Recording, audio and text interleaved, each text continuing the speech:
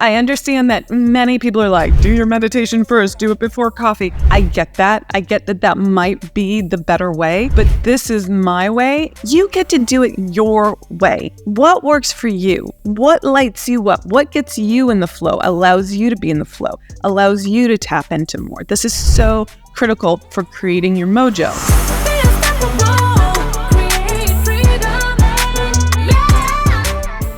I readily admit that I get a lot done on the 3D plane. This is something that I pride myself in. I'm committed to.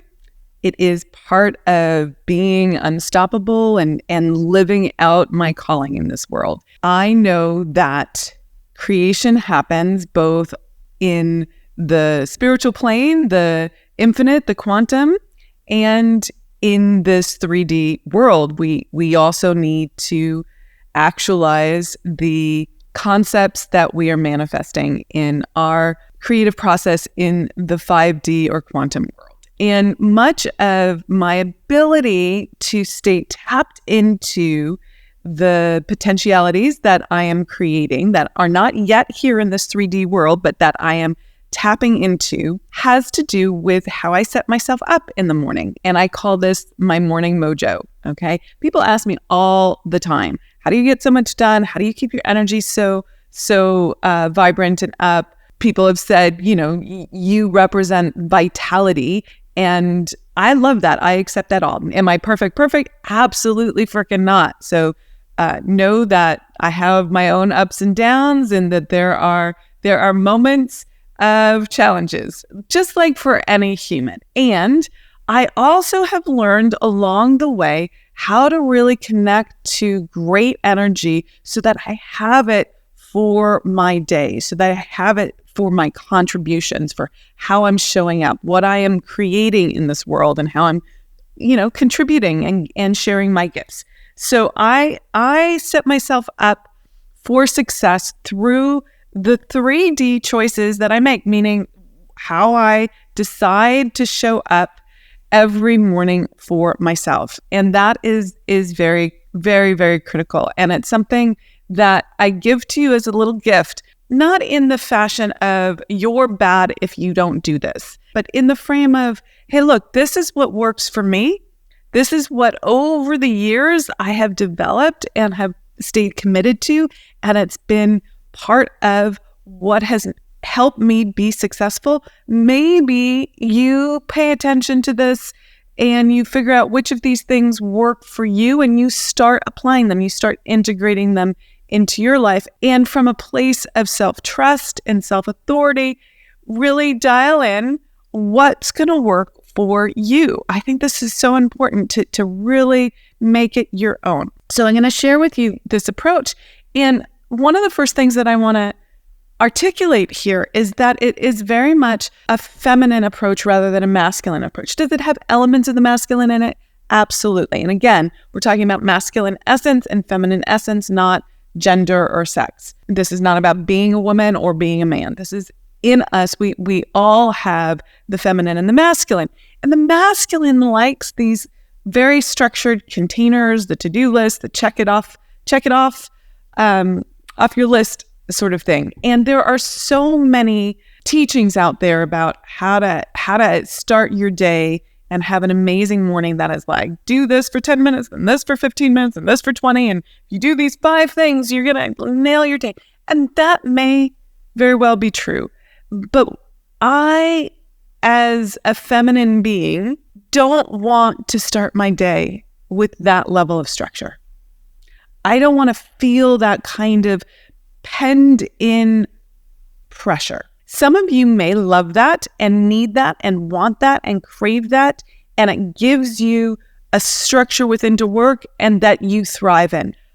Go for it. Know thyself. Go do that. What's worked for me is a much more feminine approach, which is to say, I do need a container. I do need that masculine container, which is that I give myself time and space in the morning. I carve out 2 to 4 hours for myself. Yep, you heard that right. I know that's a high bar for some of you who stay up late and have kids and all the things, right? And this is something I grew into that evolved over time. But the container for me, so the masculine creates a container. The container for me is that time and space alone. What I do within that container, which I will share, finds different form each day. It's not exactly the same. It's not scripted. And because of that, I'm allowed to flow. I'm allowed to be more responsive and more following what comes rather than directive. And I need that. I need to start my day tapping into that. Does that mean that I don't get a lot done? Does that mean that it's not productive? Does it mean that it's not effective or efficient? Absolutely freaking not. And I think this is a great example of how we confuse the masculine with the only efficient way of being, when in fact, being in your flow can be incredibly productive. So for instance, one of the things that I do is I get downloads and I'm journaling. Sometimes it's about what happened yesterday. Sometimes it's about how I'm feeling this morning. Sometimes it's about what I'm planning or visioning, the ideation, all of that. And I start journaling and I start thinking. And when I do that, I oftentimes get incredible downloads for my business and for my life. And I run with that. So I might create a whole training in the morning. That wasn't my intention when I woke up. But as I started to do what came to me, that's what came through and got created. Because I have the time and space for that, I don't have to limit that. I don't have to say, I'm going to do that later, or I can't do that right now. I'll put it off. Because inevitably later, I don't have that connection to it. I'm not as tapped into it. So creating that container of time and space is super important. So let's just take a moment to talk about how to create that, because I didn't always have that, okay? I oftentimes would wake up with an alarm clock, checking my messages, diving straight into work, being reactive to the rest of the world. And some of you have kids and they need your attention. And there's all sorts of stuff that like kind of bubbles up and builds up. And you might be listening to the news in the morning or something that's creating like this chaotic feeling. I highly suggest that you start the process of doing it differently. Now, everyone has a different energy pattern. I happen to be a morning person, so this really works for me. If you're not a morning person, if you're a night person, fantastic. Do this. Give yourself the time and space in the evening. But that doesn't mean binge watching Netflix. Okay, that's a way of checking out, going into nothingness, kind of numbing out. Okay, which there's a time and a place for that. I am not negating the need to just be in zone out. Okay, there's a time and a place for that. However, that's not what this is that I'm saying. But you need to figure out when you create the time and space for yourself, and it needs to be a goodly amount of time. I love waking up early because it's before I have engaged with the day, and I don't have to check emails or notifications or things like that. And so I'm not already called forward into doing things. So waking up early means that I go to bed early. Sometimes really freaking early. Mostly it's like 9. But sometimes I go to bed at 8:30. Sometimes I go to bed at 7:30. That's extreme and rare. But it allows me to get up without an alarm very early and to prioritize myself so that I can be the best me for the day. So I want you to watch any stories that come up that say, I can't do this because. That's your limitation. That's your reason to stop. But let me call you forward if you're willing. Are you going to listen to that story, or are you going to be unstoppable and problem solve? Okay, so you have kids, or your husband or partner is a night owl, and that's when you connect. Problem solve around that. None of these things need to stop you from having your time and space. And this fundamentally is a self-worth issue, and it's something that you have to recognize as that. And what does it mean if you're not creating this for yourself? What does it mean if you're listening to the stories that other people and other things come before you? Now, this doesn't mean it's either or. It means that you have to navigate it differently. Okay, so watch for any of those stories and set yourself up for success. So what are my non-negotiables during this period of time and space that I give myself? Well, one is meditation. And that has not always been the case for me. I have dabbled in meditation over the years and not really gotten into a groove with it. But recently, the last 6 months, I've been dedicated to this morning and evening. And I do about an hour, sometimes an hour and a half of meditation in the morning. If I'm having downloads and journaling, it might get reduced to 45 minutes or 50 minutes. But it's a goodly amount of time, and I'm committed to that. That is a non-negotiable. Nothing. I don't get going until that happens. Okay, so that is a non-negotiable for me. The other thing that happens for me is that I spend time checking in on how I'm doing. This for me looks like journaling. Okay, now this is not journaling like this is what happened, and I'm going to complain about it and went. Poor me. No, that is not the way I do journaling. I know that is sometimes what happens for people. It's just an account of all the stuff from outside of them that is happening to them that they are a victim of. This is not how I do journaling. And I highly suggest that it's not how you do it. It's a review maybe of the day before. I often do an end of day review as well. But this is like from this new place of perspective, what went well? What would I do differently? How would I dive into today, having learned from yesterday? Okay, so there are things that are still rattling around in my head or my heart, and I get that out. I review that, and I review the coming day. What's on the calendar? What are my intentions? Who am I going to be today? What are the things that I'm getting tripped up by? What's looping? And how do I want to handle them? I do a little problem solving. And this could be around personal life stuff. This could be around business life stuff. This could be around other goals that you're creating, your career, your relationships, your health, your connection to spirit. Like what is going on for you? So I do this download. And oftentimes it turns into like clarifying my to-do list, which feels very good and structured, right? There's the masculine coming in. It's not either or, but like getting all that from like the random thoughts in my head down to a to-do list is like, oh, feels so good. Love that. But it's this act of channeling and writing it down, pen to paper, that slows my mind down. And I know that there are a lot of people who are able to think linearly in their mind without writing it down. That is much more of the masculine mind than the feminine mind. The feminine mind is like a network. Okay, it's like a matrix, and it's tapping into all these different things, and it's not particularly linear. And so for me, when I write, it slows it down enough so I can put it in some order. And order is heaven's first law. So I love taking it from let's call it a mess, beautiful matrix. Let's call it a matrix, the beautiful matrix that it is, into a little bit more of a linear place. And I go through my yellow pads very quickly. Here's one.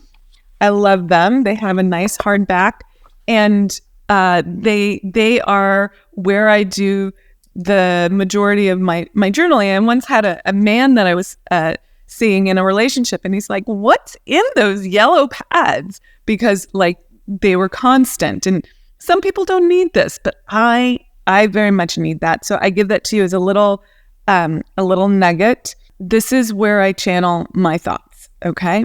And to that point, in the mornings, I am more open to spirit, open to God, open to the universe, the infinite.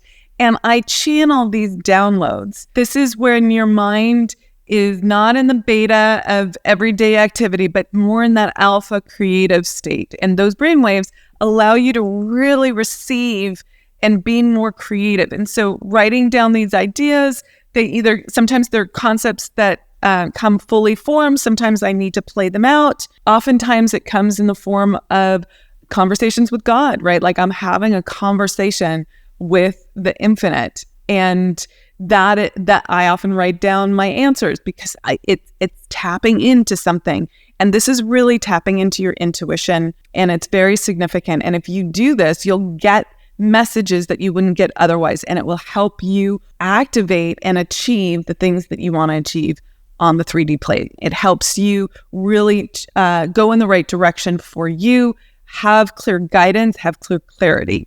Have clarity. And I do this first before my meditation, generally, I would say 90% of the time.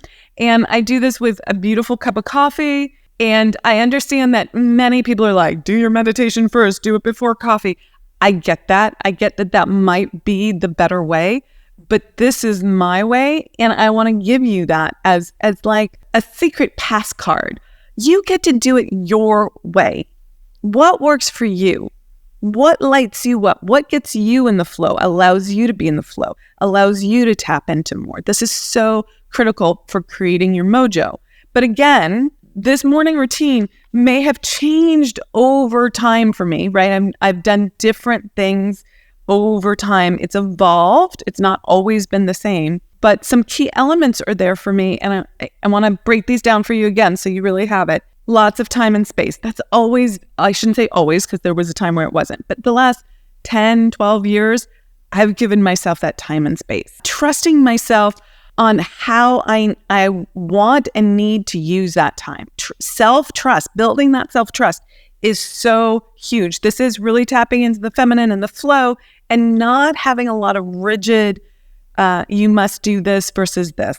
Journaling, again, I spoke about that, slowing down the thought processes, getting it out, and turning those into creations, things that I use in my business. For you, it might be things you use in your life, ways you're going to have a conversation with someone, ways you're going to present something at work, ways you're going to build your team up. Use it for what you're creating in the 3D world. I use it for setting my intentions and plans for the day and reviewing my goals and creating my to-do list. I mentioned meditation. That's really key there. And then a few other things that I do in the mornings. One is workout. I have not always been someone who works out, but I find that working out in the morning is the most effective for me. If I wait till later in the day, maybe I'll get a walk in, but I won't get like a hard workout in. So working out in the mornings feels really good to me. I feel successful if I've done that. So that gets done. And then getting dressed. This has been such a big part of self-worth. Now, I'm not suggesting that anyone's walking around naked, but I used to just throw on whatever, or I wouldn't take a shower. I wouldn't get dressed. I would just, if it was a non-client facing day, I would just stay in my cozies. And that is no longer who I am. And that was a big turning point for me. Now, you don't have to get dressed the way I get dressed or like the same clothes that I like or spend the money on the clothes that I spend or have the same opinion on it. But you do need to cultivate what feels amazing to you, what uplevels your energy, what uplevels your sense of self, what uplevels your self-esteem. So I give myself now time and space for that.